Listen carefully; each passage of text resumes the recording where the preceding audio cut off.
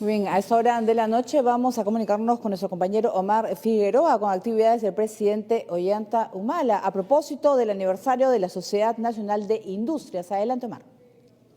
2 años que hemos estado, 2 años que hemos estado, un poco más de 2 años que hemos estado en la cartera. Bien, muchas El gracias. apoyo Retornamos aquí a en, la Sociedad primero, Nacional de fundamentalmente, con Industrias, que Lucho celebra el día Salazar, de hoy sus 120 el años plan de diversificación de productiva, y creación. más Vamos a escuchar las recientemente con palabras del Andreas. ministro de la Producción, Piero Gessi.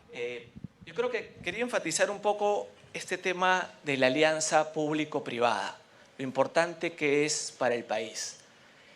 Ningún país que se haya desarrollado ha podido hacerlo con empresarios y estados que se dan la espalda, que no se vean socios. El empresario promedio ve al Estado con desconfianza, en cierta medida con razón, porque ve trámites, burocracia, cosas que no funcionan, y desconfía tremendamente del Estado.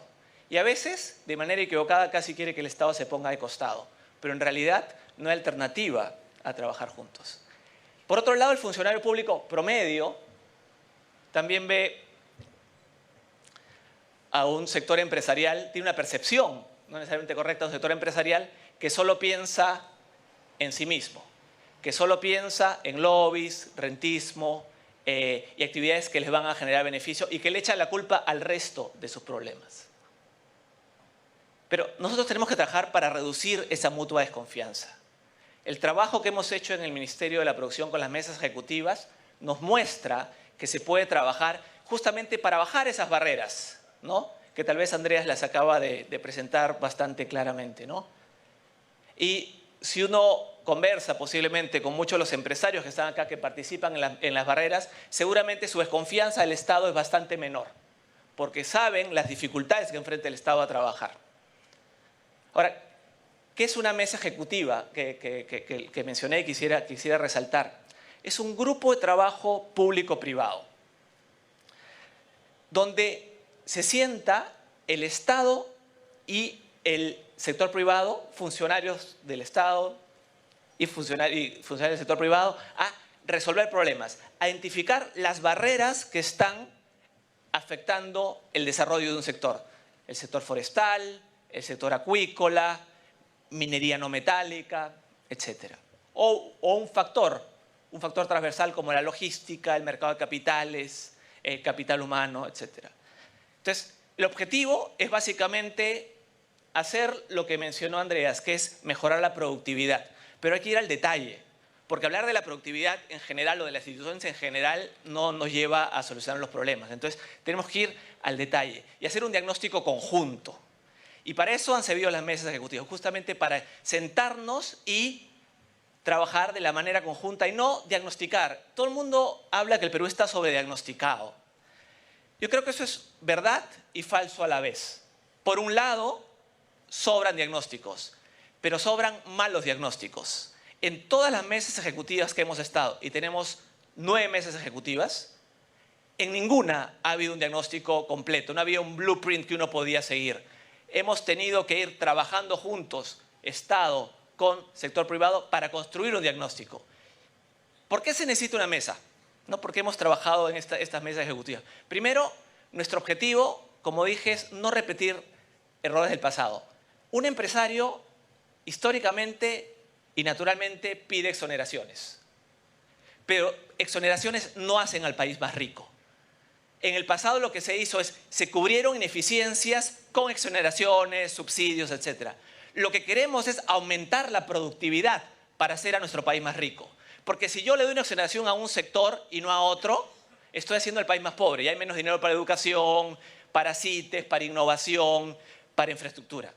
Entonces, lo que hacemos con las mesas ejecutivas es decir, lo que vamos a hacer es tomar medidas, destrabar o tomar medidas para mejorar la productividad. Ahora, ¿por qué se necesita? Primero, porque hay problemas claros en el Estado peruano, como en muchos estados. Uno es un problema de coordinación público-pública. El Estado peruano está organizado de una manera vertical, históricamente, ¿no? Desde la independencia. Los problemas muchas veces son transversales y las instituciones públicas no están organizadas para trabajar de manera transversal. La mesa tratan de coordinar a las distintas instituciones del sector público para enfocarse en un sector particular. Un segundo problema es este problema que mencioné de el trabajo público-privado es complicado. La coordinación público-privada es complicado, porque cuando un funcionario público habla con el sector privado, se le acusa normalmente de corrupción, rentismo, lobismo, etc., ¿no? Hay una barrera que se tiene que cerrar. La mesa soluciona eso porque lo hacemos todo de manera transparente, se publica todo en el peruano, digamos en términos de los representantes de las mesas, se trabajan los logros, se prepublican los decretos, los reglamentos, etc. Y la tercera razón es que el sector público peruano, digamos, es un sector pequeño comparado en términos de capacidades con el crecimiento que ha tenido la economía peruana como consecuencia de una serie de factores. Entonces hay que enfocar recursos en temas puntuales, ¿no? Entonces, yo diría que tal vez lo más útil, después de… Andreas habló de lo incipiente que es el plan de diversificación. Yo creo que con orgullo podemos decir que después de un año y medio de las mesas ejecutivas tenemos logros que mostrar, ¿no? Por ejemplo, estuve más temprano hablando con Eric Fischer y Alfredo Bejasevich diciendo que ningún gobierno en el Perú, históricamente en la independencia, ha hecho tanto por el sector forestal como el gobierno del presidente Humala, ¿no? ¿Qué hemos hecho? Hemos primero reconocido la existencia de plantaciones forestales. Antes, alguien que tenía un terreno para reforestación le tomaba más o menos de 6 a 12 meses para registrar su terreno. Ahora toma 3 días. Si uno tenía que cosechar su propia planta, digamos lo que había plantado, se demoraba de 4 a 8 meses. Ahora es automático.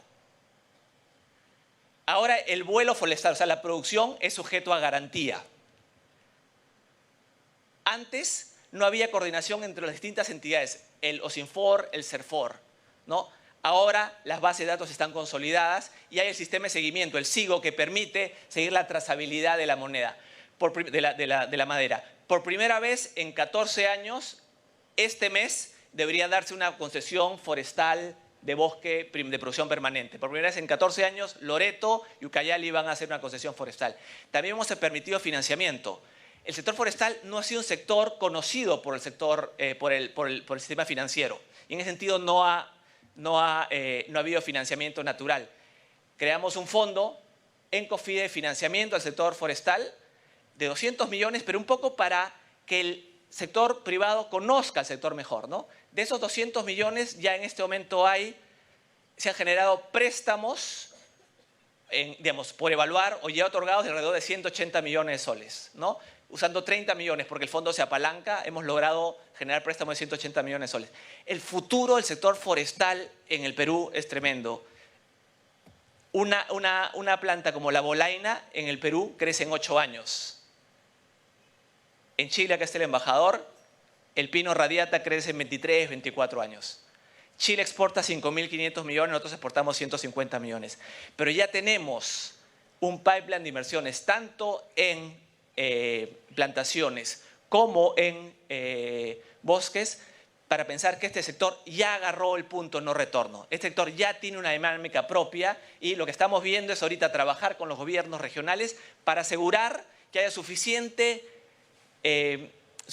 plantaciones, suficientes terrenos para poder ofertar a los inversionistas locales y extranjeros. La demanda del mundo por nuestro sector forestal es tremendo, porque tenemos luz, calor, ¿no? Tenemos energía, tenemos extensión y tenemos una normatividad, y eso va al tema de la institucionalidad, que es ahora buenísima. El reglamento que sacó después de 4 años de trabajo en consulta previa tiene la aceptación de todos los partícipes en la sociedad civil peruana, y eso hace fundamental este sector como potencial para el crecimiento. Pensemos, por ejemplo, Madre de Dios, ¿no? Una región en que el Estado y el país, todos hemos fallado, ¿no? Incapacidad para generar mano de obra y empleo de calidad. En Madre de Dios, el sector forestal puede tranquilamente generar empleo para toda la población. más que toda la población. Solo en plantaciones, antes de aserraderos y antes de concesiones, uno puede pensar que hay más o menos 400.000 hectáreas para reforestar en Madre de Dios. Eso significa 2 hectáreas por persona, o sea, 200.000 empleos que se pueden generar en Madre de Dios, ¿no? Con una población de 136.000 personas. O sea, 1.5 veces la población de Madre de Dios.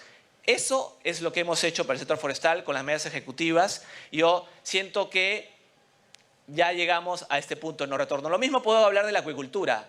De alguna manera estaba hecha la reglamentación para pesca extractiva, era igual para acuicultura. No se diferenciaba.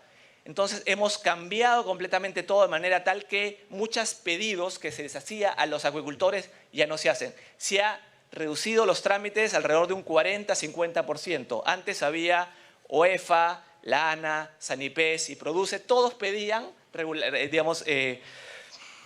reglamentación que no,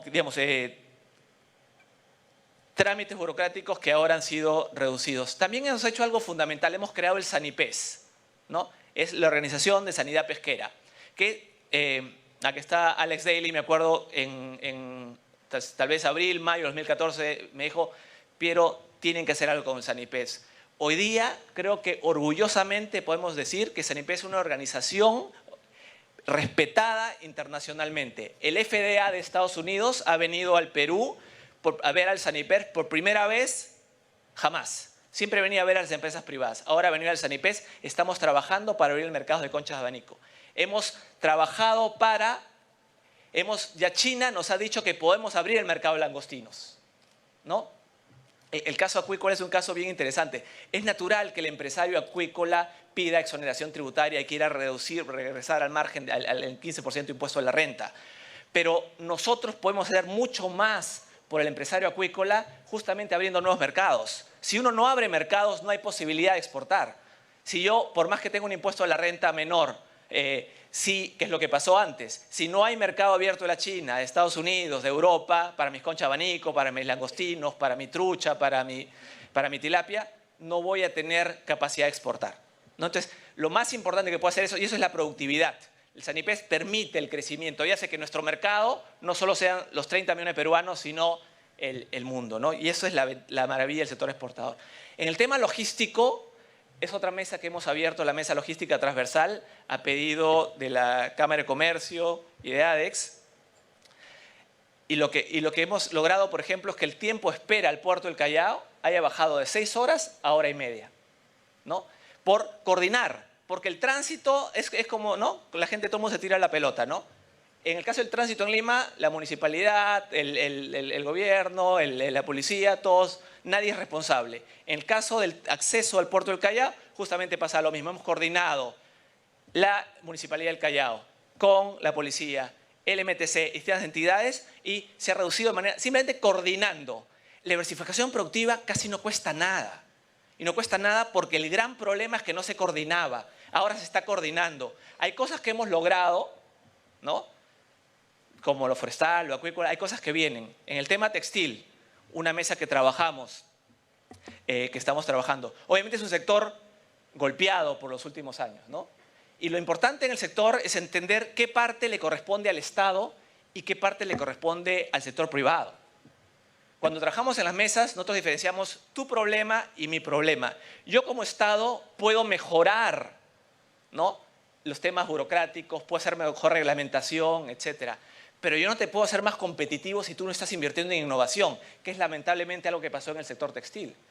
En ese sentido, hemos estado trabajando con SUNAFIL. Hoy día se han publicado protocolos, se siguen publicando, tratando de que la SUNAFIL entienda mejor al sector textil.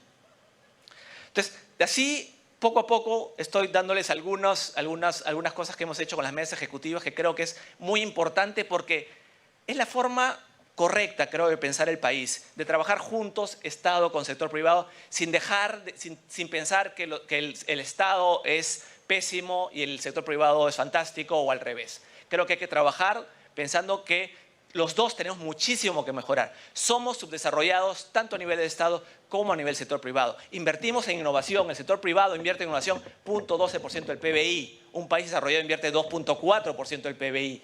Ese es un problema que tenemos como país y que no vamos a poder seguir progresando si no lo seguimos haciendo. Ahora, es natural cuando trabajan con las mesas en que casi todas las soluciones que les he contado tienen que ver con un tema de gestión, con un tema de regulación, ¿no? ¿Por qué? Porque es, primero, ante la salida de un gobierno, digamos, es lo que tiene el impacto más inmediato y es donde tal vez están los problemas más agudos. Pero deberíamos pensar en las mesas ejecutivas también para poder solucionar otros problemas. Por ejemplo, escuchando al sector privado, uno puede tener una mejor toma de decisiones de dónde la inversión es ideal. Hemos hecho un poco, por ejemplo, creando Centros de Innovación Tecnológica, los CITES, forestales, acuícolas, ante el trabajo con la mesa. Pero en general se puede tomar decisiones muy importantes de infraestructura, por ejemplo, tecnológica, basado en este trabajo. Y hay un segundo tema.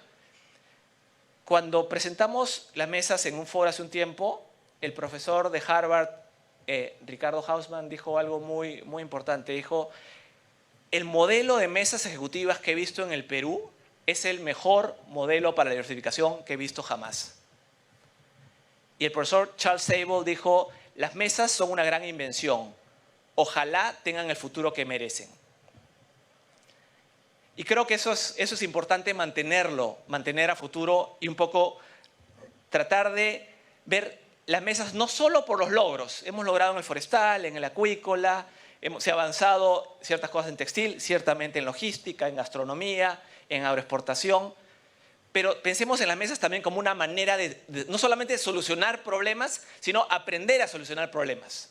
O sea, lograr cosas es bueno, es buenísimo, pero aprender a lograrlas es tal vez más importante. Esta tiene que ser una herramienta, un instrumento para pensar a solucionar muchos problemas del Perú. Podríamos hacer una mesa de mercado de capitales, una mesa de turismo, una mesa de capital humano, ¿no?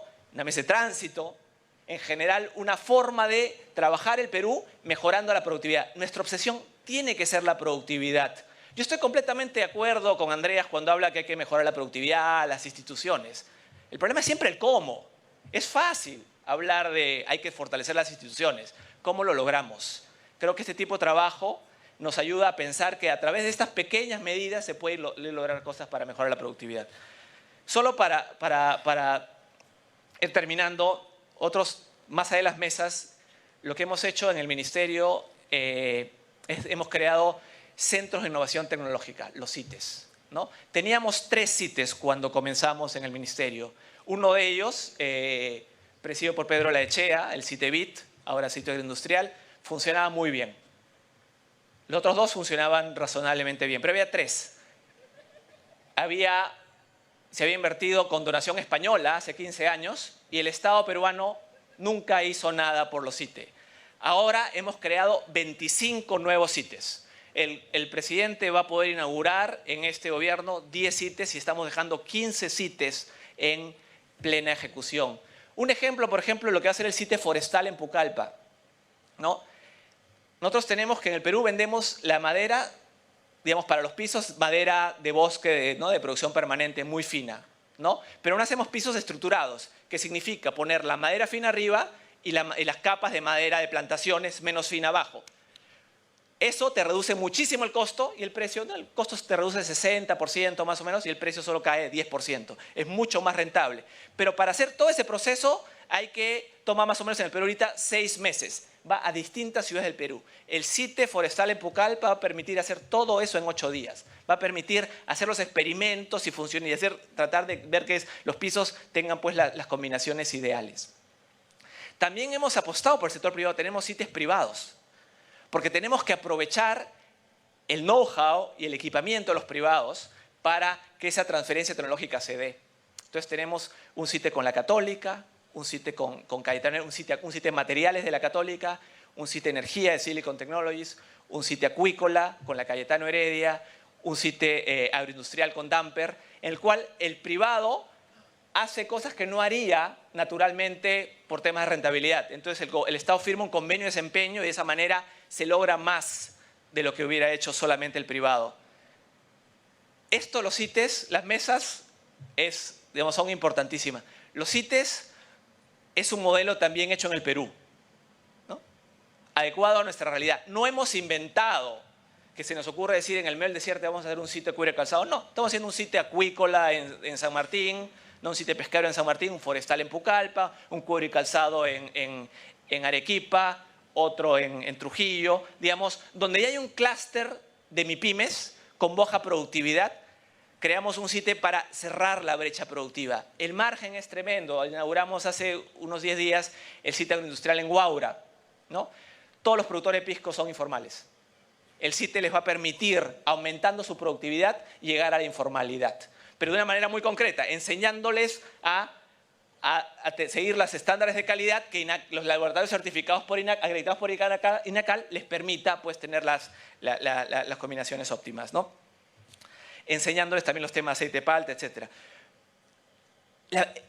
El Perú no solo tiene baja productividad, el Perú tiene una heterogeneidad productiva muy alta, ¿no? Lo que ocurre es que hay algunas empresas de alta productividad, pero un sinnúmero de empresas de muy baja productividad, ¿no?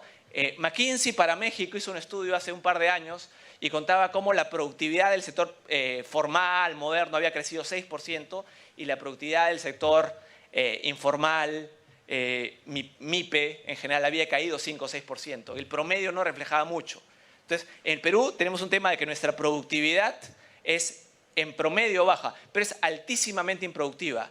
Y uno puede mejorar mucho la calidad de vida de nuestra gente justamente aumentando la productividad de las empresas que se encuentran rezagadas. No tenemos que innovar a nivel mundial, simplemente transferir la tecnología que ya existe en el Perú para las empresas más pequeñas. Los CITES son la herramienta más potente que uno tiene para ello. Si algo tiene que hacer el siguiente gobierno es asegurar que los CITES funcionen. Pues estamos dejando de 3 CITES que habían antes, estamos dejando 28 CITES públicos y 12 CITES privados, 40 CITES multiplicado, ¿no?, por 13, ¿no? Y con un salto cuantitativo, cualitativo también muy importante, para que hagan investigación y desarrollo, para que hagan capacitaciones, transferencia tecnológica, articulen actores y difundan información. Otra área que mencioné brevemente fue el tema de la innovación. En el Perú nos hemos enamorado de la gastronomía. Gracias a Dios, hace algunos años nos hemos enamorado también de la educación. Estamos en el proceso de enamorarnos de la innovación. La innovación debe ser la variable más importante para la productividad de un país. Y como país invertimos 0.12% del PBI. Solamente, versus 2.4% un país de la OECD, 4% Israel, Finlandia, Corea. El promedio de latinoamericano es 0.75. O sea, estamos rezagados con respecto a una región que está rezagada, ¿no? Y lo peor es que la gran parte de la inversión e innovación registrada en el Perú es el sector público. Hay poquísima innovación registrada en el sector privado. Entonces, tenemos que cerrar esa brecha. Si no cerramos la brecha de innovación, no vamos a lograr el desarrollo económico de ninguna manera. El Fondo Monetario Internacional, digamos que es una entidad más macroeconómica, en su último monitor fiscal dijo: una de las inversiones más importantes que puede hacer un país es en subsidiar la innovación como una actividad transversal. ¿Por qué? Porque la innovación adolece de lo que se llama estas fallas de mercado. ¿En qué sentido? Que el innovador generalmente, si es exitoso, todo bien. Pero si falla, él pierde toda la plata. El imitador, por otro lado, tiene una ecuación más atractiva. Espera que otro innova, que haya otro pionero y después se copia, pero nunca arriesgó nada. Entonces es un país de imitadores, pero no de innovadores. Entonces, en el gobierno del presidente Humala hemos hecho dos cosas. Un aumento cuántico de los fondos concursables, ¿no? El FINCIT, el FONDECIT, los fondos de LINIA, ¿no? Se han cuadriplicado con respecto a años anteriores. Y segundo lugar, hemos creado la ley de incentivos tributarios para la inversión en investigación y desarrollo, ¿no? El I+D. El I+D es la manera más natural que uno tiene investigación y desarrollo de generar innovación. No es la única, pero es una manera muy importante para las empresas grandes. Ya tuvimos una empresa, digamos, la semana pasada, calificada por Concitec, y estamos esperando tener fácilmente 20, 25 empresas para este año que hayan digamos, postulado y aceptado con la ley de I+D. Yo creo que esto tenemos que trabajar para continuarlo. Tenemos que trabajar para que este trabajo que se ha avanzado se continúe. Porque pasa muchísimo en el gobierno que uno a veces quiere comenzar todo de cero, cuando hay cosas que ya se han hecho, ¿no? Segundo, uno saca una ley, un reglamento, pero se olvida de todo el mantenimiento que tiene que darle. Es muy natural pensar que mi trabajo terminó cuando saqué mi ley, cuando saqué mi reglamento. La realidad es que tú tienes que trabajar de manera continua hasta que algo funcione. Nosotros sacamos la ley de factoring, por ejemplo. Al comienzo había que hacer ajustes, ahora ha aumentado de 70 facturas negociables a 2.700 facturas negociables. Un aumento de 38 veces, pero manteniendo, hablando con el sector privado, viendo qué funciona, qué no funciona. El trabajo de política pública no se acaba cuando uno saca la ley y el reglamento, sino hay que darle continuo mantenimiento. Por último, el tema de parques industriales. En el Perú no ha habido parques industriales. Ha habido zonas industriales, ¿no? Que hemos llamado parques industriales, pero que realmente no correspondían al nombre moderno de parque industrial. Hemos logrado, ¿no? Vamos a tener el primer gran parque industrial de dimensión nacional en Ancón. Tenemos 1.338 hectáreas y ya se ha hecho el plan maestro, está en proinversión. En julio se podía hacer la licitación de la construcción del parque industrial. A partir de julio, Proinversión decidirá exactamente cuándo, pero toda la parte normativa, toda la parte está lista para tener el problema solucionar el problema que tenemos en el Perú, que lo mencionó Andreas. Tenemos un costo de oportunidad del terreno industrial muy alto y falta de servicios públicos para los terrenos industriales, ¿no? Y lo que pasa es que Lima fue creciendo y al comienzo la industria se ubicó en la periferia de la ciudad. En la medida que la ciudad crece, la industria convive con el sector residencial, con el sector comercial. Eso significa pues un altísimo costo de oportunidad para la industria, por el terreno industrial, y temas de contaminación, temas de convivencia que son complicados naturalmente, ¿no? Entonces vamos a tener el primer gran parque industrial hecho jamás en el Perú. Son 1.338 hectáreas, digamos, es más o menos 20% más grande que San Isidro. 700 hectáreas son utilizables y estamos hablando pues de va a tener espacio para empresas grandes, empresas pequeñas, empresas medianas, ¿no? En el Estado lo que va a dar es dar los servicios públicos que hacen al parque altamente competitivo. También estamos trabajando en Trujillo y estamos trabajando con las zonas francas existentes en el Perú para que sean, como se van a quedar en los siguientes años, para que sean por lo menos competitivas, ¿no? Con trabajo de gestión bastante claro. Para terminar, yo quería resaltar nuevamente este tema de lo importante que es la colaboración del sector público con el sector privado. Tenemos que dejarnos de quejar el uno del otro. Tenemos que trabajar mucho más de la mano. Sabemos muy bien que la diversificación productiva la hace el sector privado. El gobierno, el Estado tiene que facilitarla, ¿no? Pero no va a compensar la falta de competitividad o productividad de un sector. El gobierno tiene que solucionar las fallas de Estado, solucionar las fallas de mercado. Pero la diversificación productiva la hace realmente el sector privado. Muchas veces queremos hacer grandísimas reformas. Y a veces las reformas grandísimas solo se pueden hacer en épocas de crisis. No es casualidad que todas las grandes reformas que se han hecho, las grandísimas, se hicieron en la época de crisis. Pero muchas veces el efecto de un montón de medidas, ¿no? Van sumando y van sumando de manera tal que todas juntas equivalen a más que una reforma grande. La suma acumulada de medidas buenas, ¿no? Continuas, concretas, en resultado de un diálogo fluido, concreto, en detalle con el sector privado, puede realmente sumar a más que una reforma. Puede hacer realmente, efectivamente, una revolución pública-privada, y espero que sea la revolución de la diversificación. Muchísimas gracias.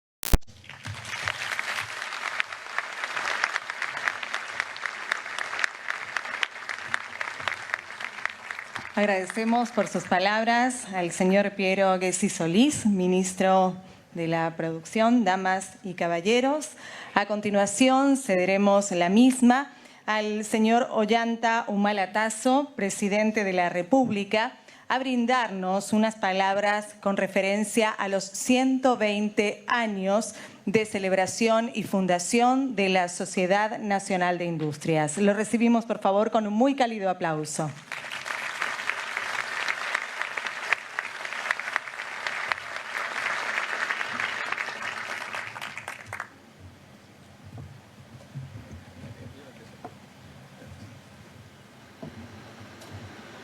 Buenas noches a todos ustedes. En realidad,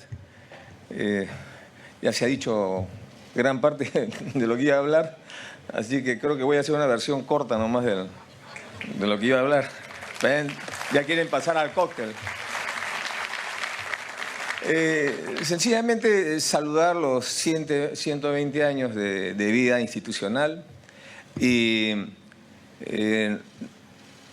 refrendar el mensaje de Andreas y de Piero en el sentido de que el Perú no va a ser un país desarrollado si no nos unimos el sector público con el sector privado. Y que el tema no es echarle la culpa a uno o al otro. Siempre habrán argumentos para un lado o para otro lado. El tema es dejar de perder el tiempo y seguir avanzando porque los países que compiten con nosotros no están perdiendo el tiempo en echar la culpa a las tramitomanías o quién debe hacer la diversificación, sino están trabajando. Estamos compitiendo con países del Asia, estamos compitiendo con países de la región de América Latina y siempre estamos mirando en el espejo de otros países, el modelo de otros países. Yo les digo, tenemos que ser inventivos, creadores.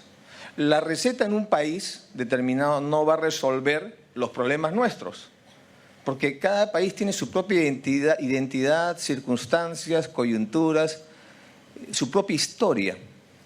Y por lo tanto, uno no puede aplicar recetas importadas, enlatadas, made in. Y yo creo que hoy día el Perú tiene una oportunidad. Hemos dejado de ser un país pobre en promedios y somos un país de renta media. Ese es un reto fundamental porque involucra no solamente el tema monetario, no significa solamente que hoy día pueden haber mejorado salarios en promedio, etc. Lo que involucra es una transformación cultural. Necesitamos, y este es un reto para la siguiente administración, ¿no?, modernizar el Estado. Porque hoy día hay un fortalecimiento de una clase media que está demandando calidad de los servicios. No solamente el servicio, sino calidad del servicio. Y por eso el Estado tiene que ser más eficiente. E involucra también rediseñar el Estado, ir redimensionando el Estado. ¿Qué tipo de Estado necesita un Perú de renta media? El mismo Estado que teníamos cuando éramos un país pobre. Necesitamos un Estado que llegue a todo el territorio nacional. Por eso es que ustedes probablemente en alguna vez que prenden la televisión me habrán visto en algún sitio, después en otro sitio, porque así se tiene que hacer.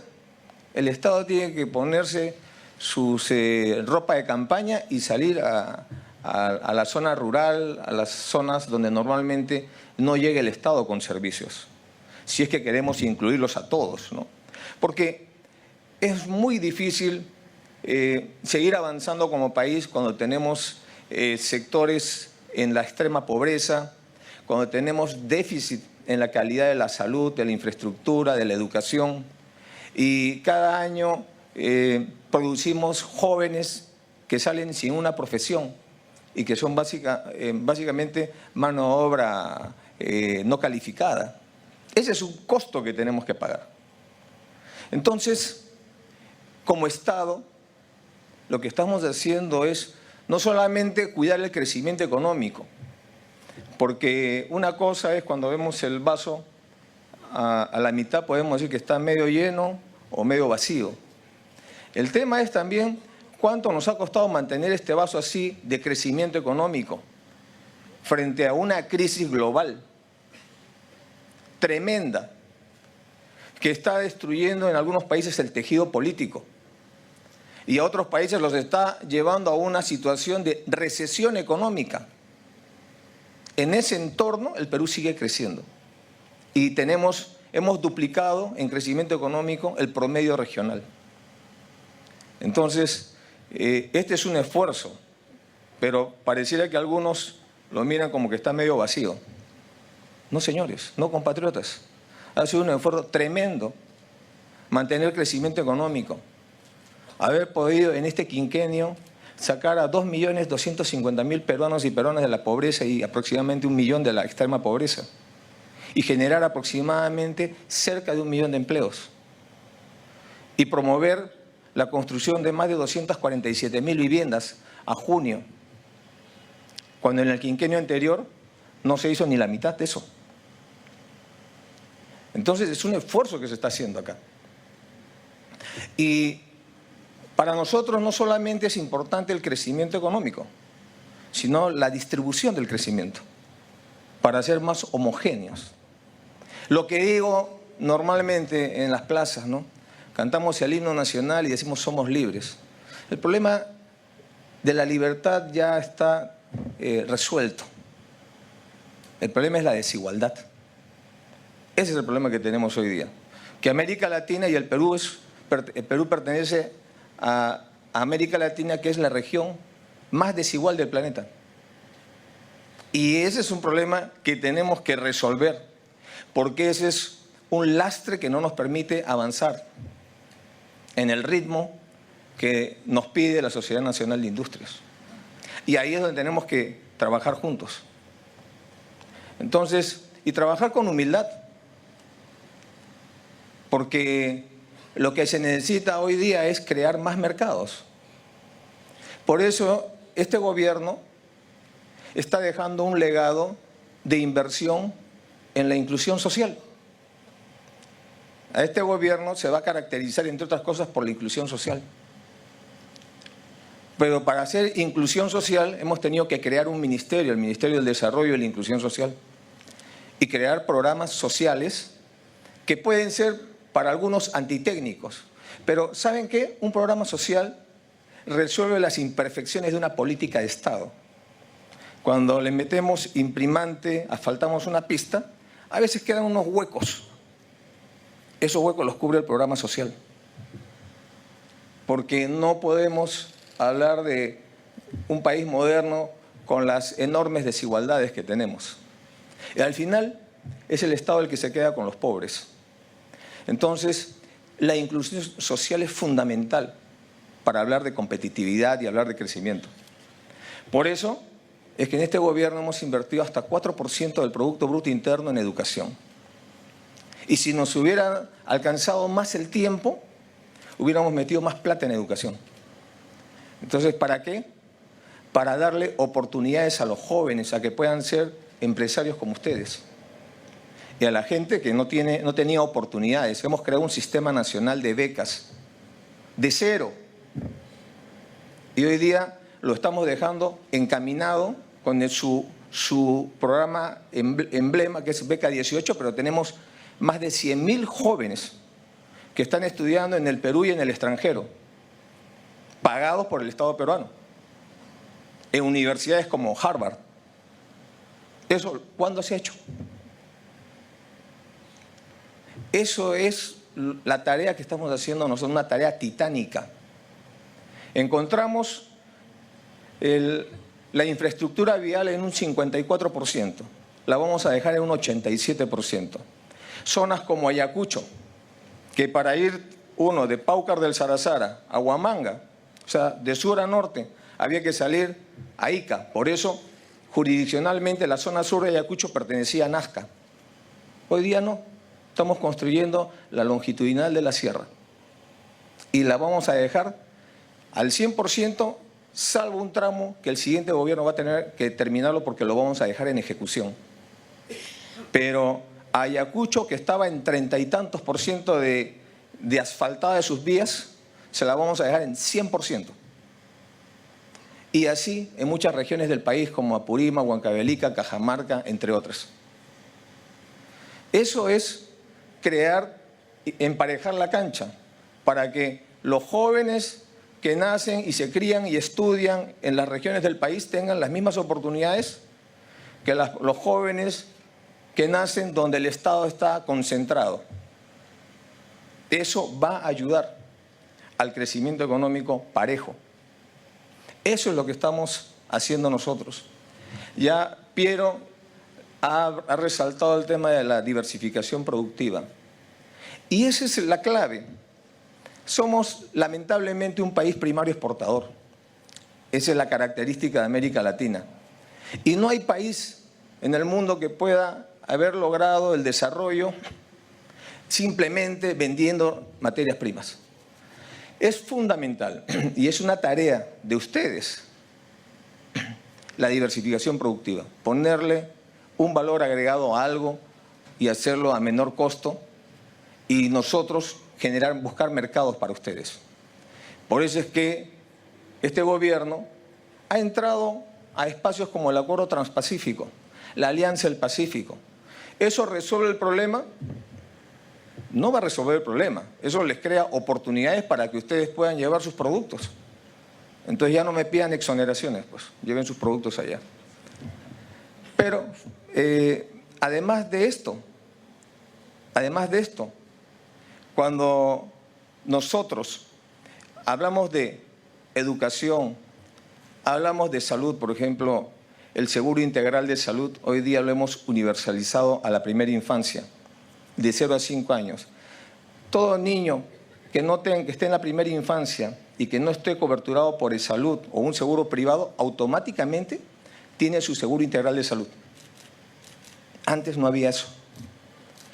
Hemos creado el Plan Esperanza para atender el problema del cáncer de los pobres, porque el tratamiento del cáncer es carísimo.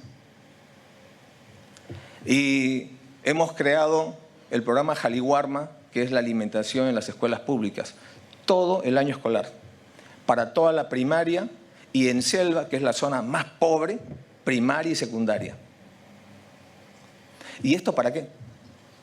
Todo esto que estamos haciendo va a redundar en una política, que es la diversificación productiva, que es justamente incluir para crecer, incluir más peruanos y peruanas que en condiciones tradicionales no tendrían ninguna oportunidad, sino quedarse en la chacra o entrar al mercado ambulatorio o ser taxistas, con el respeto de los que se dedican a esta actividad. Ahora les estamos dando un impulso para que ellos también puedan ser emprendedores, puedan construir y labrarse un futuro y que la pobreza no sea un mal que se hereda de padres a hijos. Eso es lo que estamos haciendo como gobierno. Por eso, el tiempo pasa volando. Cuando uno está en gobierno, el tiempo pasa volando. Y ya descubrirá el nuevo gobierno, el nuevo presidente, que la mejor época del gobierno es la campaña electoral. Pero, además de eso, ¿no? Yo creo que hoy día la siguiente tarea que tiene la siguiente gestión de gobierno es consolidar la política social, expandirla. Que Jaliwarma llegue a secundaria a nivel nacional. Que Beca 18 y el Sistema Nacional de Beca que hemos creado y que hemos puesto más de 100.000 jóvenes beneficiarios, que el siguiente gobierno lo doble a 200.000, porque ellos no van a tener el problema de haber creado el sistema. Nosotros lo hemos creado y en funcionamiento. Que podamos seguir avanzando en coberturar al 100% la infraestructura vial de responsabilidad del gobierno central. Que podamos hacer por lo menos unos 40 CITES más. Nosotros vamos a dejar 40, me parece, Piero, ¿no? 25, o vamos a inaugurar, creo, 25 y unos 20 creo que los dejamos, por ahí. Ya, no me marees. Este ministro está enamorado.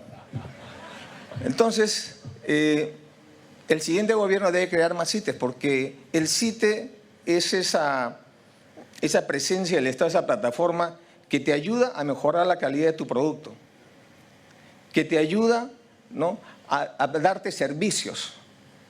Me gustó mucho cuando fui a Huaura con Piero a inaugurar este sitio agroindustrial, donde una de las señoras que tenía su chacra tenía un problema con la palta, me parece que era, ¿no? Que era ¿cómo le llaman? La merma, ¿no? Que era y en el CITE ha aprendido a hacer aceite de palta, de esa merma. O sea, ya no solamente tiene la palta que exporta, sino la merma lo convierte en aceite, gracias al CITE. Entonces, nosotros tenemos, el Perú necesita más CITES. El Perú necesita CITES en cada área donde hay algún tipo de producción para enseñar, hacer una revolución cultural, científica. Eso es lo que necesitamos para realmente avanzar hacia el desarrollo. El crecimiento económico, que tanto se ha hablado acá, es importante, pero sin distribución no vale nada. Ya hemos tenido en la historia del país las etapas de crecimiento económico, como la época del caucho en la Amazonía. Y al final se terminó el caucho y nos dimos cuenta que seguíamos en la misma situación. Por eso es fundamental que, así como el sector público y el sector privado vayan de la mano, es también importante que el crecimiento económico y la distribución vayan de la mano, para tratar justamente de cumplir el sueño de los padres fundadores de la independencia, para el Bicentenario, que es un país más igualitario, un país donde todos nos identifiquemos y seamos parte de este proyecto, de este reto de seguir avanzando hacia el desarrollo.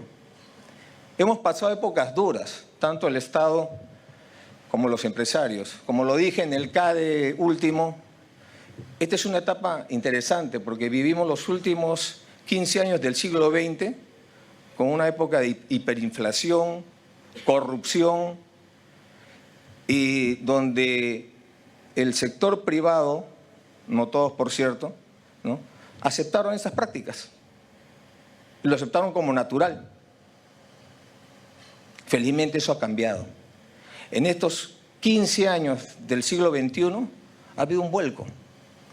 Hemos apostado a la democracia. Hemos apostado a que tenemos que consolidar instituciones. Hemos apostado a las buenas prácticas. Eso no se debe perder. Eso debe continuar.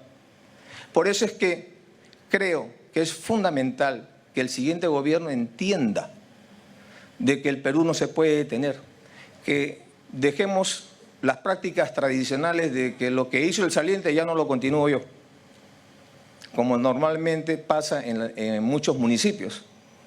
Por eso es que cuando estamos con temas de transferencias de dinero, la mayoría de alcaldes nuevos nos piden proyectos nuevos, no nos piden continuidad de un proyecto, sino un proyecto nuevo, el otro lo quieren dejar así. Nosotros priorizamos la continuidad. Y en esa continuidad están grandes proyectos como la línea 2 del metro, el gasoducto surperuano, la continuación de la refinería de Talara, el aeropuerto Chinchero en Cusco y tantos otros proyectos que tenemos. La continuación de los CITES, los desembarcaderos pesqueros artesanales que estamos modernizando o creando. Avanzar con lo que es la educación, que se llegue a la meta del 6% del Producto Bruto Interno en educación. Esa es una revolución. Es una revolución. Lo que estamos hablando es revolución a través de la educación. Esa es la gran transformación que yo quiero y que sueño para mi país. Y lamento que de repente mis primeros pininos en la política, ¿no?, mis sueños e ideales se hayan se haya hecho una caricatura de un pensamiento. Ahora me ven como presidente. Después de 5 años, o casi 5 años, ¿no?, todo lo que hemos avanzado. Aún con el ruido político, con todo lo que es propio de nuestra Lima criolla y jaranera, Con todo eso, todo lo que se ha avanzado. Estamos dejando una foto distinta de lo que fue el Perú. Estamos llevando al Estado al interior del país, particularmente a la gente que más necesita Estado. Y creo que el siguiente gobierno va a tener que continuar así, llevando el Estado al interior del país. Desarrollo al interior, es lo que necesitamos, que se genere industrias en el interior del país. Estamos hiperconcentrados en Lima. Felizmente, hoy día ya hay regiones pujantes como La Libertad, Piura, Lambayeque, Arequipa, pero la mayoría están en la zona costera. Por eso es fundamental la longitudinal de la sierra. Estamos asfaltando la marginal de la selva también. Entonces, esto es para modernizar todo el Perú, desde los valles costeros hasta la punta del cerro. Yo creo que es fundamental hoy día entender lo que han dicho mis antecesores. Tenemos que trabajar juntos, porque solos se puede ir rápido, pero juntos vamos a avanzar más lejos. Muchas gracias.